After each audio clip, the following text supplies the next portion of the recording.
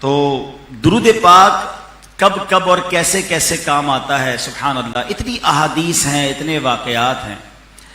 एक खूबसूरत रिवायत आपको सुनाता हूं कि सहाबाए किराम अलैहिम रिदवान में से बाज़ सहाबाए किराम ये फरमाते हैं कि जब दुनिया में जमीन पर नबी पाक अलैहिस्सलातु वस्सलाम पर दुरूद पढ़ा जाता है तो उस दुरूद पाक से एक ऐसी महक निकलती है जो आसमानों तक पहुंचती है।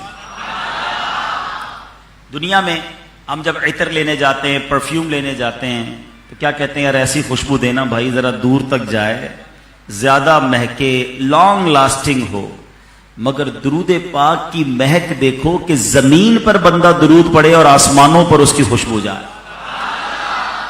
फरिश्ते उस खुशबू को महसूस करते हैं और कहते हैं कि कोई महफिल हो रही है, कोई मजलिस हो रही है जहां नबी पाक पर दुरूद पढ़ा जा रहा।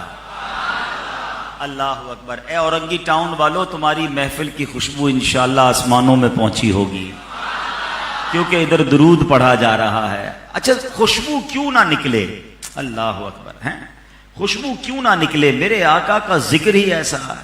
खुद मेरे आका कैसे हैं। बहुत सारे नौजवान बैठे हैं, कोई कहता है मैं फलां का फैन हूं, मैं फलां का चाहने वाला हूं, वो फलां बड़ा हसीन है। दुनिया वालों के फैन बनते हो, दुनिया वालों की बात करते हो कि जनाब वो बड़ा हसीन है। चले आज मैं आपसे सवाल करता हूं कि दुनिया में जो सबसे ज्यादा हसीन है, जो लोगों को बड़ा अच्छा लगता है, ये बताओ उसका पसीना कैसा है? जितना भी हसीन हो उसके पसीने से बू आती है। ये हम परफ्यूम क्यों लगाते हैं, बॉडी स्प्रे लोग करते हैं, इतर लगाते हैं, इसीलिए तो लगाते हैं कि हमारे पसीने की किसी को बदबू ना जाए। मगर मेरे आका कैसे हैं? अभी हम औरंगी टाउन आ रहे थे, मुझे दो इस्लामी भाई लेकर आए, तो उन्होंने क्या किया, नेविगेशन, पता ना आपको आजकल रास्ता ढूंढने के लिए लोकेशन भेज देते हैं, भाई लोकेशन भेज दे हम खुद ही आ जाएंगे। तो आज भी ऐसा ही हुआ, हम लोकेशन देखते देखते आ रहे थे।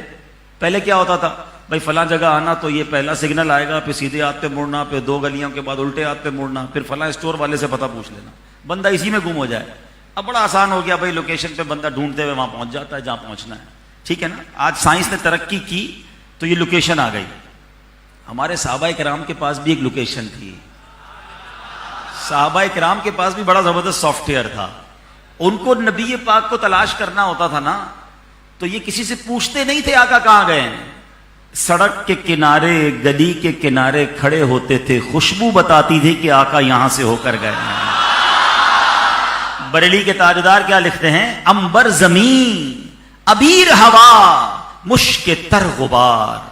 आका जिस गली से गुजर जाएं जमीन अंबर की हो जाती थी, हवा अबीर की खुशबू देती, गुबार मुश्क से ज्यादा प्यारा हो जाता। सैयदी आला हज़रत लिखते हैं, अंबर जमीन अबीर हवा मुश्क तर गुबार, अदना सी ये शनाख्त तेरी राह गुजर की है। क्या महकते हैं महकने वाले। लोग महकते हैं, बड़े बड़े महंगे महंगे इतर लगाते हैं। आला हज़रत फरमाते मैं बताता हूं महकता कौन है। क्या महकते हैं महकने वाले, बू पे चलते हैं भटकने वाले। जिनको तलाश करना होता वो आका की खुशबू से ही तलाश कर लिया करते। चलो ये बात तो सरवरे कायनात के जमाने की है ना। सहाबाए किराम तो कितने खुशनसीब थे कि आका की खुशबू सूंघा करते, पसीने की खुशबू मुबारक सूंघा करते। मगर आज 1450 साल कमोबेश गुजरने के बाद भी आज भी किसी आशिक रसूल को मदीने भेज दो, शर्त एक ही है, नाक जो है ना वो इश्क वाली होनी चाहिए। हाँ, आज भी मदीने की गलियां बताती हैं। क्या बताती हैं? अरसा हुआ तैबा की गलियों से वो गुजरे हैं, अरसा हुआ तैबा की गलियों से वो गुजरे हैं, इस वक्त भी गलियों में खुशबू है पसीने की। आज भी मदीने की गलियां महक रही हैं। ऐसे आका हैं, फिर किसी और से मोहब्बत करें। है कोई ऐसा हसीन दुनिया में जिसका पसीना ऐसा हो? मैं नबी पाक की मुबारक आंखों की बात नहीं करता, आका के चेहरे की बात नहीं करता, मुबारक हाथों, जुल्फे मुबारक एक एक हसीन सरापा है। हम सिर्फ पसीने की बात करें तो आका कैसे हैं, ऐसा दुनिया में कोई नहीं है। एक बार एक सहाबी रसूल आए रदी अल्लाह तआला अन्हु, नबी पाक के पास, हुजूर बच्ची की शादी है, इत्र की जरूरत है। अरब के लोग बहुत इत्र लगाते हैं माशाल्लाह। तो नबी पाक ने पैसे नहीं दिए कि जो ये पैसे लो जाओ किसी इत्र वाले से इत्र खरीद लो। फरमाया कल आना, एक खुले मुंह की शीशी जो है, खुले मुंह वाली शीशी लेकर आना, साथ एक लकड़ी का टुकड़ा भी ले आना। वो साहबी आए और जैसी शीशी नबी पाक को दी, प्यारे आका अलैहिस्सलाम ने अपने मुबारक हाथों से पसीना निकालना शुरू किया। अच्छा, उन्हीं के सामने जो इत्र मांगने आए उनके सामने पसीना निकाला। सहाबी भी कैसे फर्मा बरदार हैं, अर्ज नहीं करते हुजूर मैंने इत्र मांगा है, आप पसीना निकाल रहे हैं। प्यारे आका ने पसीना अता फरमाया का जाओ, जो बेटी दुल्हन बन रही है उसको दे देना, कहना जब इत्र की जरूरत हो इसे लगा लिया करे। बच्ची भी कैसी फर्मा बरदार, दुल्हन ने भी नहीं कहा बाबा जान ये क्या ले आए, आका का पसीना, सुभान अल्लाह, मरहबा या रसूल अल्लाह। अब उस बच्ची ने, उस दुल्हन ने इत्र नबी पाक का पसीना लगाना शुरू किया। नतीजा क्या निकला, अल्लाह अकबर। हदीस के अल्फाज हैं कि वो घर जो है वो पूरे मदीना मुनव्वरा में बैतुल मुतय्यबीन, खुशबुओं वाले घर के नाम से मशहूर हो गया। सिर्फ दुल्हन को खुशबू नहीं मिली, पूरा मोहल्ला महकने लग गया मेरे आका के पसीने से। अब नबी पाक ऐसा कमाल दिखाएं तो आला हजरत का कलम खामोश कैसे रह सकता है। बरेली के ताजदार लिखते हैं, वल्लाह जो मल जाए मेरे गुल का पसीना, वल्लाह जो मल जाए मेरे गुल का पसीना, मांगे न कभी इत्र न फिर चाहे दुल्हन फूल। मेरे आका अलैहिस्सलातु वस्सलाम ऐसे महके, इतने हसीन, इतने बाकमाल हैं, तो फिर किसी दुनिया वाले से क्यों मोहब्बत की जाए। अरे नबी पाक से सच्चा प्यार करो, उन पर अपना सब कुछ कुर्बान करो, क्योंकि उन्होंने ही महशर के दिन काम आना है, उन्होंने ही हमारी शफाअत करनी है। तो बहरहाल दुरूद पाक एक ऐसा वजीफा है, आप जमीन पर बैठकर पढ़ें, आसमानों पर खुशबू पहुंचती है। तो जो चाहता है कि उसकी जिंदगी भी महकी महकी हो जाए, उसकी कब्र भी महकने लग जाए, उसे चाहिए कि दुरूद पाक को अपनी जिंदगी में शामिल कर ले। चलते फिरते उठते बैठते दुरूद पाक का विर्द जारी रखे। आइए मैं भी नियत करूं, आप भी नियत करें कि रोजाना कसरत से दुरूद पाक पढ़ेंगे इंशाअल्लाह। आइए मोहब्बत के साथ बाआवाज़ बुलंद दुरूद पाक पढ़ ले, सल्लु अलल हबीब।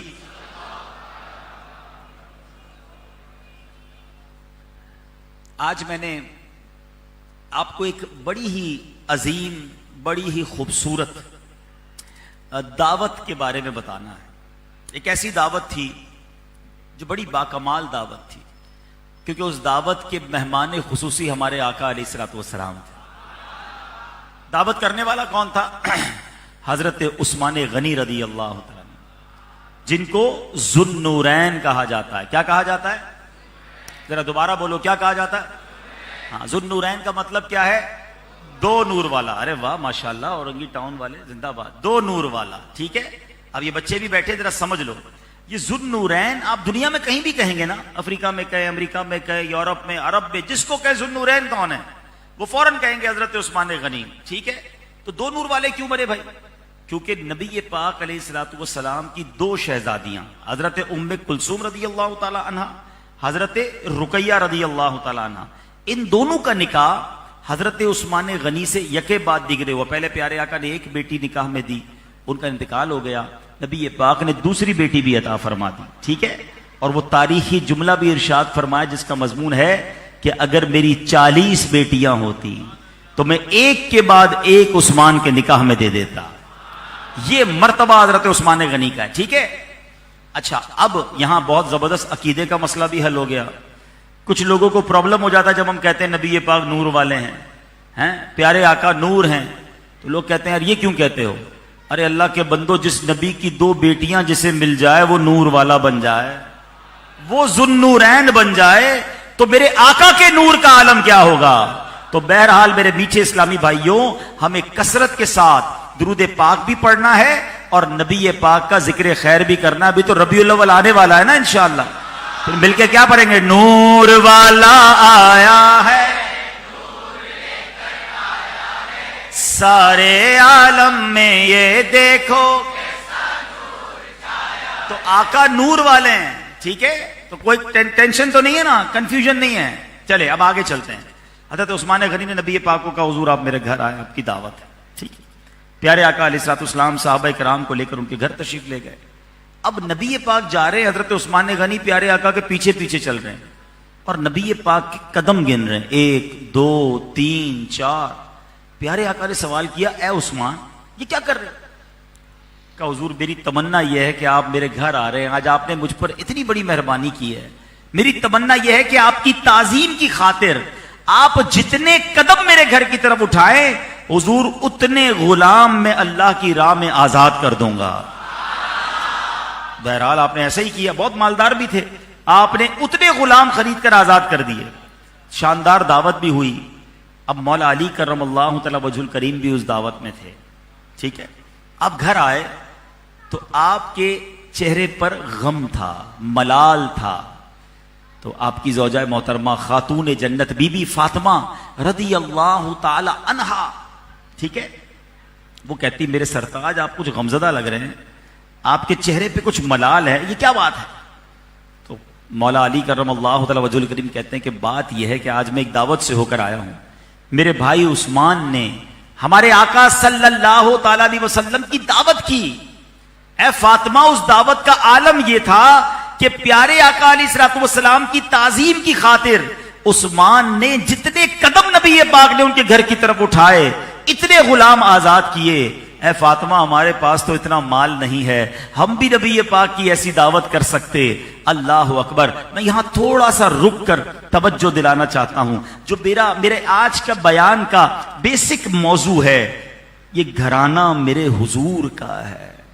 मौला अली खातून जन्नत हसनैन करीमैन, ये तो आका का घराना है ना। पंजतन पाक जिसको कहते हैं वो कौन है? प्यारे आका अलैहिस्सलातु वस्सलाम, मौला अली, बीबी फातिमा और हसनैन करीमैन। मगर ये हाल है कि खाने को नहीं है, कई कई दिन फाके होते थे। हैं प्यारे आका का घराना मगर फाके से है। आज हमें थोड़ा सा पैसे कम हो जाएं, अपनी पसंद का खाना ना मिले, अपनी पसंद का कभी लिबास ना मिले, तो मूड ऑफ हो जाता है। शिकवे शिकायत के मेरे पास ये नहीं है। कौन है यहां पर ऐसा जो 3 दिन से भूखा है? हमारा ऐसा तो नहीं हाल। मगर नबी पाक के घराने का आलम यह था कि कई कई दिन के फाके होते थे। खुद नबी पाक की हयात तैयबा कैसी है वो भूल गए। ग़ज़वा खंदक के मौके पर एक सहाबी नबी पाक अलैहिस्सलाम के पास आए, कहा हुजूर बहुत भूख लगी है। कुर्ता उठाया, कहा हुजूर पेट पे पत्थर। मेरे आका अलैहिस्सलाम ने अपना कुर्ता उठाया तो पेट पर 2 पत्थर बंधे हुए थे। ये नबी पाक और उनका घराना है। और हम हैं कि शिकवे हैं, शिकायत है, कंप्लेन्स है। उनकी जबान पर शिकवा नहीं था। और दूसरी बात, ये खातून जन्नत और मौला अली रंजीदा हैं, मगर किस लिए? इसलिए नहीं कि उस्मान गनी रदी अल्लाह तआला के घर में बड़े पैसे देखे, उनका बड़ा अच्छा साजो सामान देखा, उनका घर बड़ा अच्छा था, इसलिए नहीं। नेकियों का कंपटीशन होता था सहाबा में कि ए फातिमा, उस्मान ने नबी पाक की इतनी शानदार दावत की, हमारे पास होते हम भी करते। ये फर्क समझिएगा। हमारे घर में भी किसी दावत के बाद मीटिंग होती है, कभी कभी हमारे घरों में भी टेंशन हो जाता है। घर वाले कहते देखा उसका घर कैसा बना हुआ था, जिसके घर से होकर आए, कैसा ड्राइंग रूम बनाया, तुम तो कुछ बनाते ही नहीं हो। अभी 2 साल पहले रंग कराया, फिर उसने कलर कराया, हमारे घर में 10 साल से रंग नहीं हो रहा। गाड़ी देखी थी उसके घर के बाहर खड़ी थी, तुम स्कूटर भी नहीं दिलाते हो। बंदा बोले यार मैं दावत में लेकर गया, टेंशन मेरे घर में शुरू हो गई। क्यों? प्रॉब्लम यह कि अब दूसरों की नेमतें देखकर खुद टेंशन में आ जाते हैं। ये ना किया करो, जो अल्लाह ने दिया है उस पर राजी रहा करो। अल्लाह ने हमें करोड़ों से ज्यादा दिया है। अब जनाब मौला अली करमल्लाहु तआला वजहुल करीम रंजीदा हैं। बीबी फातिमा कहती हुजूर आप गमजदा ना हो, ऐसा करे जाइए नबी पाक को दावत दीजिए, प्यारे आका आ जाएं, वैसा ही इंतजाम हो जाएगा। अब मौला अली को तो घर का सारा मामला पता था कि खाने को भी कुछ नहीं है, गुलाम किधर से आजाद होंगे। मगर शेर खुदा जानते थे कहने वाली कौन है। अगर खातून जन्नत कह रही हैं, नबी पाक के जिगर का टुकड़ा कह रही हैं, तो इंतजाम भी हो जाना है। गए और प्यारे आका को दावत दे दी, हुजूर आइए घर पर दावत है। नबी पाक अलैहिस्सलातु वस्सलाम सहाबा किराम को लेकर आ गए। ठीक है। प्यारे आका अलैहिस्सलाम जब घर आए तो खातून जन्नत का हाल यह था कि सहाबा भी आ गए, नबी पाक भी आ गए थे, पकाने को कुछ नहीं था, हंडिया खाली, मगर इत्मीनान और अल्लाह पर एतमाद कैसा था कि उस हंडिया को चूल्हे पर डाला और खुद सजदे में चली गई और अल्लाह से अर्ज की, मौला तेरी बंदी फातिमा ने तेरे हबीब की दावत की है, ए अल्लाह खाने को कुछ नहीं, अब इंतजाम तू नहीं करना। अल्लाह करीम ने दुआ कैसी कबूल फरमाई कि वो खाली हंडिया जो थी ना वो जन्नती खानों से भर दी गई। अब वो खाना साहबा किराम और नबी पाक की बारगाह में पेश किया गया, खुशबू निराली, जायका अनोखा, ऐसा खाना पहले किसी ने नहीं खाया, जन्नत का खाना। तो नबी पाक मुस्कुराने लगे और प्यारे आका अलैहिस्सलाम ने सवाल किया, मेरे साहबा जानते हो खाना किधर से आया है? आका तो सब जानते हैं ना। तो साहबा किराम कहते हुजूर आप ही बताइए। फरमाया, ऐ साहबा आज तुम्हारे घर में जो अली ने दावत की है अल्लाह ने जन्नत से खाने भेजे हैं।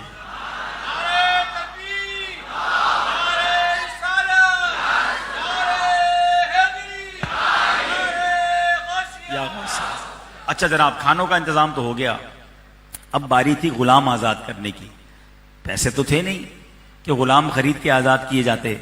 बीबी फातिमा खातून जन्नत फिर सजदे में चली गई।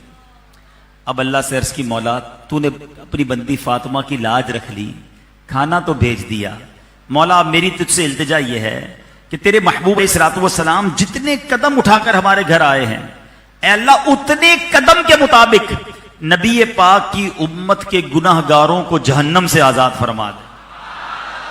देखो नबी की शहजादी ने याद भी हमें ही किया, गुनाहगारों को जहन्नम से आजाद करवाने की इल्तिजा की।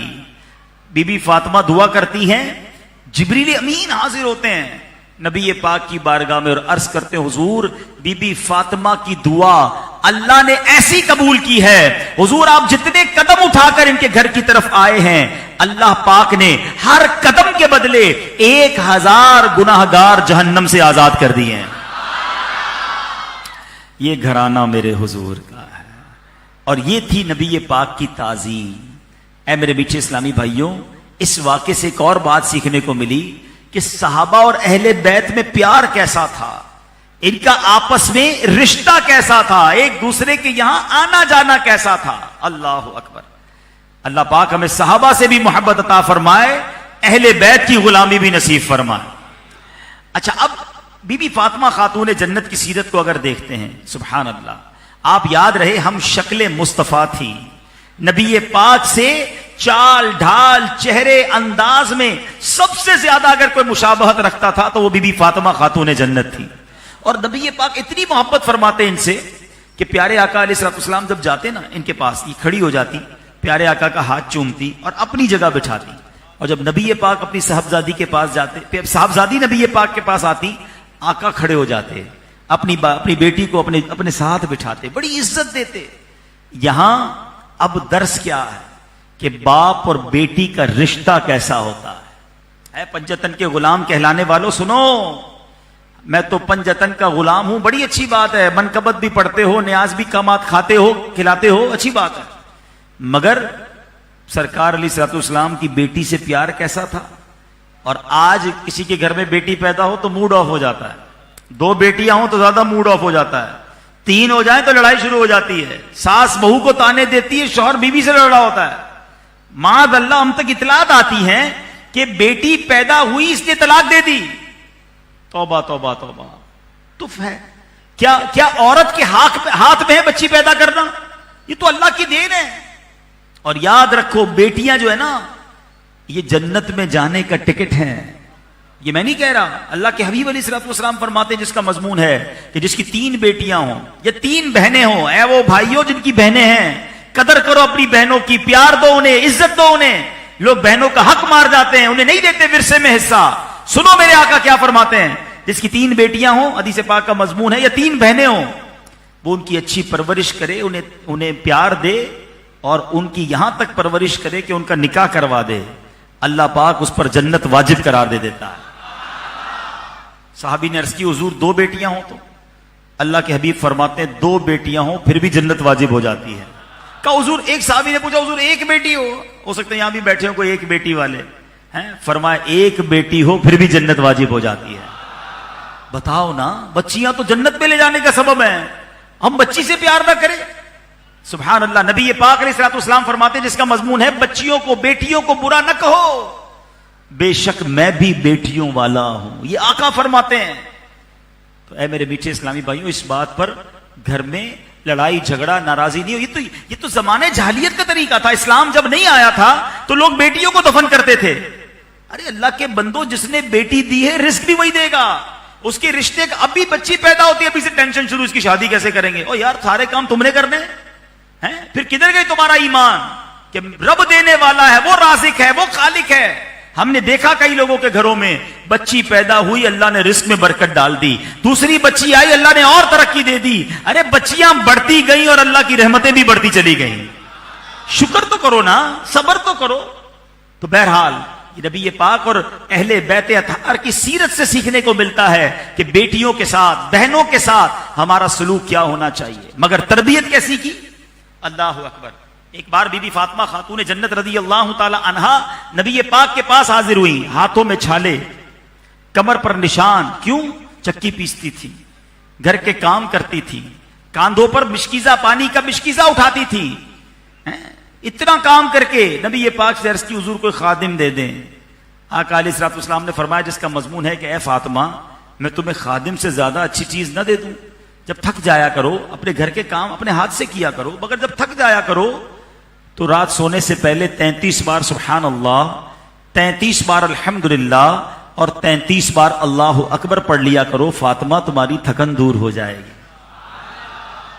तस्बीह फातिमा पढ़ते ना नमाज के बाद, 33 बार सुभान अल्लाह, अल्हम्दुलिल्लाह। ये किधर से आई? ये तस्बीह फातिमा इस वाक़े की वजह से, बीबी फातिमा गई थी खादिम मांगने, नबी पाक ने वजीफा अता फरमा दिया। और यहां उलमा ने बड़ी प्यारी बात लिखी है कि अगर कोई शख्स रात को काम काज करके थक जाता हो, आप में से भी ऐसे होंगे जो काम ज्यादा करते होंगे, मजदूरी मेहनत, तो थक जाए तो बिस्तर पर जाने से पहले, सोने से पहले ये तस्बीह फातिमा पढ़ ले, इंशाअल्लाह सारे दिन की थकन दूर हो जाए। सीखने को क्या मिला? अल्लाह के हबीब अलैहिस्सलाम के पास क्या नहीं था? हैं? आप तो जन्नत के भी मालिक हैं अल्लाह की अता से, जो चाहते अपनी बेटी को अता फरमाते, मगर सादगी, घर के काम हाथ से करना, अल्लाह की रिजा पर राजी रखने की तरबियत दी। ये तरबियत हमें भी लेनी है, हमारी माओ बहनों को भी लेनी है। ये बयान इस वक्त तो शायद बहनें ना सुन रही हो, मगर ये रिकॉर्ड हो रहा है, बाद में सुने तो उनके लिए भी कुछ अर्ज कर देता हूं कि अपने शौहर से, अपने भाई से, अपने वालिद से लड़ा ना करो कि ये भी चाहिए, ये भी चाहिए, हमें ये भी नहीं दिलाते हो। इतना प्रेशर, इतनी सख्ती, इतनी फरमाइशें कि अगला टेंशन में आ जाता है। और बाज औकात हमने ये देखा कि घर वालों के ताने, घर वालों के प्रेशर की वजह से इंसान फिर हराम काम की तरफ जाता है, रिश्वत का काम करता है, सूद करता है। माद अल्लाह, खौफे खुदा का जमाना तो है नहीं, फिर चोरी की तरफ जाते हैं लोग, गलत काम कर रहे होते हैं, माद अल्लाह डकैती की तरफ चले जाते हैं। क्या करे भाई, घर वालों का प्रेशर ही इतना है, खर्चा ही पूरा नहीं होता, नौकरी नहीं मिलती, घर वालों की फरमाइशें पूरी नहीं होती। और घर वाले भी अजीब हैं, पहले पता था कि 10,000 रुपए तनख्वाह, 2 लाख का मोबाइल किधर से आ गया है, मोटरसाइकिल पे घूमता था, गाड़ी किधर से आ गई, आ रहा है ना, आने दो, याद रखो थोड़े दिनों बाद पुलिस भी आएगी फिर। और ऐसा हमने देखा कि घर वालों की फरमाइशों की वजह से बंदा गलत रास्ते पर गया और उसके बाद जेल ही गया या दुनिया से ही गया। और ये हदीस पाक नबी पाक ने कई 100-1400 साल पहले फरमा दी थी कि एक वक्त आएगा, हदीस पाक का मजमून है कि बंदा अपने रिश्तेदारों, घर वालों के हाथों हलाक होगा, माँ बाप, भाई बहन, रिश्तेदारों के हाथों हलाक होगा। नबी पाक से सवाल किया गया, हुजूर बंदा माँ बाप, भाई बहन, रिश्तेदारों के हाथों कैसे हलाक होगा? फरमाया वो उसे शर्म दिलाएंगे, आर दिलाएंगे, उसकी थोड़ी रोजी पर जब उसे शर्म दिलाएंगे तो वो हराम कामों की तरफ चला जाएगा और बर्बाद हो जाएगा। ये आज हो रहा है। आज खुदारा मेरी बहनें अगर मुझे इस बयान को सुने, मेरी माएं सुने, जितनी आमदनी है ना उतनी उतनी फरमाइश, उतना काम, उतना खर्च करो, सब्र करो, शुक्र करो। मैं आपको बीबी फातिमा के घर की बातें बता रहा हूं, नबी पाक के घर की बातें बता रहा हूं। कई कई दिन तक चूल्हा नहीं जलता था, शिकवा नहीं था, शिकायत नहीं थी। नात का शेर तो सुनते हो ना, अमल भी तो करो कि ज़बां पर शिकवाए रंजो अलम लाया नहीं करते, नबी के नाम लेवा गम से घबराया नहीं करते। शिकवा नहीं, या रसूल। तो कंप्लेन अपनी जबान से निकाल दो। असल में प्रॉब्लम पता है क्या है? अब मैं अपना जो मेन मैसेज है, फिर उसके बाद बयान को हम खत्म करते हैं कि हमारा प्रॉब्लम यह है, जिंदगी का मसला यह हो गया है कि जब भी हम अपने से आगे वाले को देखते हैं ना नेमतों में, हमें टेंशन शुरू हो जाती है। यार मैं तो औरंगी टाउन में रहता हूं, वो क्लिफ्टन में रहता है, मैं साइकिल चलाता हूं, वो गाड़ी चलाता है, मैं ये है मेरे पास, उसके पास वो है। इस टेंशन में ही जिंदगी गुजर रही है। और ये वो टेंशन है जो आपकी नींद उड़ा देगी, बेसुकून कर देगी, बीमार कर देगी। मिलना कुछ नहीं है, इंजॉयमेंट ऑफ लाइफ खत्म हो जाएगी। हालांकि सच्ची बात यह है मेरे पीछे इस्लामी भाइयों, जितने बैठे हैं ना, मैं आपको एक दावा करने जा रहा हूं, आप जितने बैठे हैं अल्लाह ने आपको वो कुछ दिया है जो करोड़ों लोग तरस रहे हैं। जी हां, आप घर में तो रहते हैं ना, ठीक है किराए का घर होगा कईयों का, मगर लोग झोंपड़ियों में रहते हैं। झोंपड़ी में कोई रहता है ना, वो भी शुक्र अदा करे, क्योंकि इस फुटपाथ पर भी सोने वाले बहुत सारे हैं। फुटपाथ पर सोने वाला भी शुक्र अदा करे कि अब मैं कम से कम आजाद तो हूं। जेलें भरी हुई हैं, लोग जेलों में हैं। कुछ लोग वो हैं जो हॉस्पिटल में पड़े हैं। कभी गए हो इमरजेंसी वार्ड में? हैं, नालियां लगाकर खुराक दी जाती है। मैं अब जब जी चाहता है गिलास उठाकर पानी पी लेता हूं, आप पी लेते हैं। उनको पानी भी नालियों के जरिए दिया जाता है, खाना भी नालियों के जरिए, निकाला भी उसी जरिए जाता है। कभी सोचा ये कितनी बड़ी नेमत है अल्लाह की मेरे पास? थोड़ी सी दुनिया नहीं मिली तो शिकवे, शिकायत, कंप्लेन, खुद ही टेंशन में। शुक्र कब करोगे? एक बुजुर्ग जा रहे थे कहीं, सुनो, पैदल, पैर में चप्पल नहीं थे, तो बराबर से एक बंदा गुजरा। उन्होंने कहा, बुजुर्ग ने अल्लाह की बारगाह में, या अल्लाह तूने मुझे चप्पल ही नहीं दिए, नंगे पैर इतनी धूप में जा रहा हूं। शिकवा किया, कंप्लेन की। थोड़ी देर हुई, बंदा करीब से गुजरा, उसके पैर ही नहीं थे। उन्होंने कहा, या अल्लाह तेरी मेहरबानी, माफ कर दे मौला, तूने चप्पल तो दी, पैर तो दिए मुझे, उसके तो पैर ही नहीं है। सोचो क्या क्या दिया है मुझे और आपको रब ने। हमने कितनी बार शुक्र अदा किया। हमारा प्रॉब्लम पता है क्या? मैं आपको एक फर्जी कहानी सुनाता हूं, आपको मसला समझ आ जाएगा। और आज मैं चाहता हूं ये प्रॉब्लम सॉल्व हो जाए। अपनी जिंदगी का जो महवर टारगेट है उसको टर्न अराउंड करना है। आज मैं आपको एक वाकया समझाता हूं। एक शख्स था, समझ लो औरंगी टाउन का रहने वाला एक नौजवान था, और इधर से 5 किलोमीटर दूर रोजाना नौकरी करने जाता था। बड़ी मुश्किल से नौकरी मिली, मगर पैदल जाता था, किराए के पैसे भी नहीं थे, पैदल, रोज पैदल जाता था। बड़ा खुश, अल्लाह पाक तेरी मेहरबानी, नौकरी मिल गई। बड़ा बेरोजगार था, एक आध महीना तो बहुत खुश, पहली तनख्वाह मिली तो भी बड़ा खुश। थोड़े दिनों बाद जा रहा था तो उसका एक दोस्त साइकिल पे उसके पास से गुजरा। पहला दिन, दूसरा दिन, तीसरा दिन, कहता यार मैं तो बेकार, मेरी तो लाइफ ही बेकार है। असल तो देखो, ये साइकिल चलाता है, जो रास्ता में 1 घंटे में तय करता हूं ये 15-20 मिनट में तय कर लेता है। साइकिल होनी चाहिए, वरना जिंदगी बेकार। टेंशन शुरू। हालांकि थोड़ी देर पहले बड़ा खुश था, नौकरी मिल गई थी, वो खुशी खत्म हो गई, टेंशन अंदर आ गई। समझना मेरी बात को, हमारी जिंदगी में यही प्रॉब्लम हो रहा है इस वक्त, क्योंकि अब वो खुशी चली गई, टेंशन क्यों आ गई कि साइकिल लेनी है। अच्छा जनाब, तनख्वाह ली, एडवांस ली, थोड़े पैसे जमा के थे, ले दे के साइकिल खरीद ली। ओ अब तो बड़ा खुश भाई, माशाल्लाह, अब तो मजा आ गया। 1 घंटे का रास्ता 15-20 मिनट में तय हो रहा है। 15-20 दिन तो साइकिल चलाई, खूब मजे किए, दोस्तों को भी घुमाया। थोड़े दिन हुए तो साइकिल सिग्नल पर रुकी, बराबर में आके स्कूटर रुकी।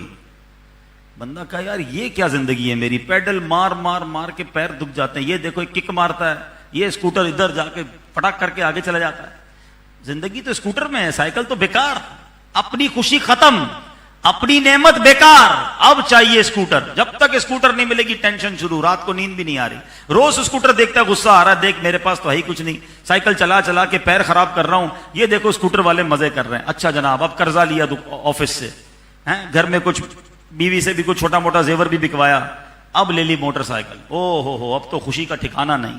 दोस्तों ने कहा अब तो मिठाई खिलाओ। अरे भाई बिल्कुल मिठाई खिलाऊंगा। मिठाई भी खिलाई, दिन में भी घूम रहा है, रात में भी घूम रहा है, बच्चों को भी घुमा रहा है। 15-20 दिन, महीना 2 महीना खूब मजे किए हैं, इंजॉय हो गई, लाइफ मजेदार हो गई। रुक जाता ना भाई, प्रॉब्लम ये हुआ उसी सिग्नल पे खड़ा था कि बराबर में गाड़ी आके खड़ी हो गई। हाय हाय, बंदे ने कहा ये क्या जिंदगी, धूप में रोज स्कूटर, धूल मट्टी, वापस आता हूं कपड़े भी मैले, मजा तो गाड़ी वाले का है? ये मेरी कैसी जिंदगी है ही नहीं मेरे पास कुछ। स्कूटर की खुशी हो गई खत्म और गाड़ी की टेंशन हो गई शुरू। जिंदगी टेंशन में ही है, मिलता भी जा रहा है और टेंशन भी टेंशन है। क्या कमाल की जिंदगी है भाई। और यही तकरीबन लोगों का प्रॉब्लम है। अब सोचते जाओ अपने बारे में कि आज से 15 साल पहले तुम क्या थे, अल्लाह ने इन 15 सालों में किधर पहुंचा दिया है, मगर आज भी तुम टेंशन में हो। छोटे घर से किराए के घर से आ गए, हो सकता है घर भी बड़ा हो गया हो, साइकिल से मोटरसाइकिल पर भी आ गए हो, बेरोजगार से रोजगार वाले भी बन गए हो, मगर टेंशन है कि खत्म नहीं हो रही, क्योंकि अगले को देखा है। अपने पास जो है वो तो है ही कुछ नहीं ना, वो तो है ही बेकार। अब जनाब वो स्कूटर वाले की उड़ गई नींद, ठीक है जनाब, अब डाली कमेटी, अब मांगे कर्जे, सूद पे भी कर्जा पकड़ लिया, भाई अब गाड़ी लेनी है, स्कूटर में तो अब धूप लगने लग गई है, स्कूटर से बुरी सवारी तो है ही कोई नहीं। वही स्कूटर जिसके लिए पहले दुआएं मांग रहा था, अब कहता है स्कूटर तो लानत है, होनी गाड़ी चाहिए। चलो जनाब कर करा के ले ली छोटी मोटी गाड़ी। उसके बाद तो पूरे मोहल्ले में शोर मच गया, पैदल चलने वाला गया साइकिल पे, साइकिल से गया मोटरसाइकिल पे, अब गाड़ी वाला हो गया। अब तो बिरयानी भी खिलाई दोस्तों को, खूब घुमा फिरा, रात को बच्चों को भी घुमाने ले जाता था, मजे किए जनाब। थोड़े दिन हुए तो फिर गाड़ी रुकी सिग्नल पे, और अब बराबर में आके रुकी करोला। अरे वो देख रहा है गौर से, मेरी ऐसी सड़ी हुई गाड़ी, शीशे चढ़ाने पड़ते, वो बटन से शीशे चढ़ाता है, एसी में बैठा हुआ है, मेरी मेहरान उसकी करोला। चलो भाई अब मेहरान की खुशी भी हो गई खत्म, अब टेंशन है करोला की। ओ खुदा के बंदो, करोला ले लोगे तो प्राडो खड़ी होगी बराबर में। आज ये जमाना आ गया है, लोगों ने अपने जहाज खरीद लिए हैं, किधर तक जाओगे, ये किधर तक रेस लगाओगे, सारी जिंदगी टेंशन में रहोगे। तुम्हें खुशी कब चाहिएगी बताओ ना, खुश कब होगे? अरे अल्लाह के बंदो, जो रब ने दिया उस पर एंजॉय करना शुरू कर दो, मजे करना शुरू कर दो। नहीं चाहिए, आगे वाला रब खुद दे देगा। हां ये भी बता दूं, जो अपनी जिंदगी में खुश है ना, जो दिया अल्लाह ने और शुक्र अदा कर रहा है, अल्लाह ने कुरान में वादा फरमाया, ल इन शकरतुम ल अज़ीदन्नकुम, तुम मेरा शुक्र अदा करो मैं तुम्हें और अता फरमाऊं। हमें और मिल ही सी नहीं रहा कि हम शुक्र ही नहीं कर रहे, हम तो शिकवे ही कर रहे हैं, बर्बाद खत्म। जिससे पूछो तबीयत कैसी है, हाल क्या, अरे बुरा हाल है भाई, कोई काम नहीं, बिल्कुल बेकार लाइफ। बंदा बोले नहीं पूछता तो अच्छा था यार, शुक्र किधर गया यार। ऐसे ही शिकवे वाला एक शख्स पहुंच गया एक बुजुर्ग के पास, कहता हुजूर अल्लाह ने मुझे कुछ नहीं दिया, बर्बाद लाइफ, बेकार जिंदगी। ऐसे मायूसी वाली कभी कभी तो लोग बात करते हैं, बंदा बोले इनको खड़ा कर दो यार, हमारा भी फ्यूज उड़ा देंगे। हर वक्त मायूसी वाली बात है, ना किया करो ऐसा यार, बहुत दिया अल्लाह ने। सुनो, बुजुर्ग के पास गया एक शख्स, कहता हुजूर अल्लाह ने मुझे कुछ नहीं दिया, बिल्कुल मेरी बेकार लाइफ, गरीब कंगाल फकीर। कहता तुम्हारे पास कुछ नहीं है? कहते कुछ नहीं है। अच्छा, बुजुर्ग कहते ऐसा करो एक हाथ दे दो, 15 लाख रुपए ले लो। कहता अगर हाथ दे दूंगा तो फिर तो बगैर हाथ वाला हो जाऊंगा। फरमाया अच्छा, 2 कान है ना, एक कान दे दो, 15 लाख रुपए ले लो। कहता कान निकल गया तो फिर तो कैसा अजीब सा चेहरा हो जाएगा मेरा, सुनूंगा कैसे? फरमाया 2 आंखें है ना, एक आंख दे दो, 15 लाख रुपए ले लो। कहता हजरत आंख के बगैर तो नजर ही कुछ नहीं आएगा, अजीब सा हो जाएगा मामला। अच्छा आंख, एक पैर दे दो, 15 लाख ले लो। कहता हजरत बगैर पैर के लाइफ कैसे गुजरेगी? फरमाया 10 उंगलियां है ना, जितनी उंगलियां देनी है दे दो, 2-2 लाख फी उंगली ले लो। कहता उंगली के बगैर कैसा हो जाऊंगा मैं? बुजुर्ग ने कमाल की बात फरमाई, फरमाया बेटा करोड़ों की प्रॉपर्टी लेके घूम रहे हो, कहते हो अल्लाह ने कुछ नहीं दिया है? पूछो ना उससे जिसके पास आंखें नहीं है, पूछो जिसके पास पैर नहीं है, जिसके पास, मैं जानता हूं हमारे करीबी रिश्तेदार हैं, दोनों गुर्दे फेल हैं, एक गुर्दा चाहिए जिंदगी गुजारने के लिए, 35, 40, 50 लाख रुपए खर्च करने के लिए तैयार हैं। एक गुर्दा मिल जाए, मैच हो जाए, जिंदगी बचाने के लिए जरूरी है। और तुम्हें रब ने बगैर मांगे, बगैर पैसों के 2 फिट गुर्दे दे दिए पैदा होते ही। एक गुर्दे वाले भी तो पैदा हो सकते थे। शुक्र अदा किया कि अल्लाह गुर्दे सलामत, फेफड़े सलामत, जबान सलामत, गूंगा नहीं बनाया, अंधा नहीं बनाया, बहरा नहीं बनाया, हाथ पूरे, पैर पूरे। देखा अंधा कैसे गुजारता है जिंदगी? किसने शुक्र अदा किया अल्लाह का आंखों का कि अल्लाह तूने बगैर मांगे आंखों वाला बना दिया। एक छोटा सा तजर्बा करवाऊं आपको, आंखें बंद करो सारे भाई, आंखें बंद करो, 2-3 सेकंड 4 सेकंड के लिए आंखें बंद करो। कर ली सबने आंखें बंद? अब दुरूद शरीफ पढ़े सल्लल्लाहु ताला अला मुहम्मद सल्लल्लाहु अलैहि वसल्लम। अब आंखें खोल दो। आपको अब नजर आने लग गया ना, मुझे आप नजर आ रहे हैं, आपको मैं नजर आ रहा हूं। जब आंखें बंद थी तो क्या नजर आ रहा था? क्या था? जरा जोर से बोलो, क्या था? आंखें खुली तो क्या हुआ? अंधेरा खत्म हो गया ना। आपको पता है जो थोड़ी देर पहले 3-4 सेकंड आपकी आंखों के सामने अंधेरा था ना, नाबीना की पूरी जिंदगी में वो अंधेरा होता है, पूरी लाइफ। कभी सोचा है आपने कैसे गुजारता होगा जिंदगी? बेचारे के बच्चे भी हो जाते होंगे तो बच्चों को भी नहीं देख सकता होगा। बच्चे कहते भी होंगे अब्बू जी देखो कपड़े कैसे पहने हैं। कितनी हसरत होती होगी, या अल्लाह आंखें होती तो बच्चे तो देखता अपने। हैं, अपनी माँ बाप को देखता, मक्के मदीने पहुंच जाते हैं नाबीना, लोग कहते हैं देखो काबा कितना प्यारा है, कितनी आंसू निकलते होंगे कि या अल्लाह काबे के सामने खड़ा हूं फिर भी काबा नहीं देख सकते। कितनी बार शुक्र अदा किया तुमने और मैंने कि या अल्लाह तेरी मेहरबानी, सारी जिंदगी में और आप सजदे में पड़े रहे तो आंखों का शुक्र अदा नहीं हो सकता। ये तो मैंने आपको एक नेमत बताई है। ये अंगूठा है ना, थंब, खाली पूरे हाथ को छोड़ दो, ये अंगूठा कितनी बड़ी नेमत है। कभी प्रैक्टिस करनी हो ना, इस पे टेप लगा देना, सीखने के लिए कह रहा हूं, 4-6 घंटे के लिए अंगूठे को पैक कर दो, बांध दो इसको, ठीक है। अब जिंदगी गुजार के बताओ, अगर अकेले एक अंगूठे के बगैर आप गिलास नहीं पकड़ सकोगे, आप लिख नहीं सकोगे, आप एक अंगूठा ना होने की वजह से कितनी तकलीफ में आओगे, आपको अंदाजा होगा कि जिंदगी के लिए सिर्फ एक अंगूठा कितना कीमती है।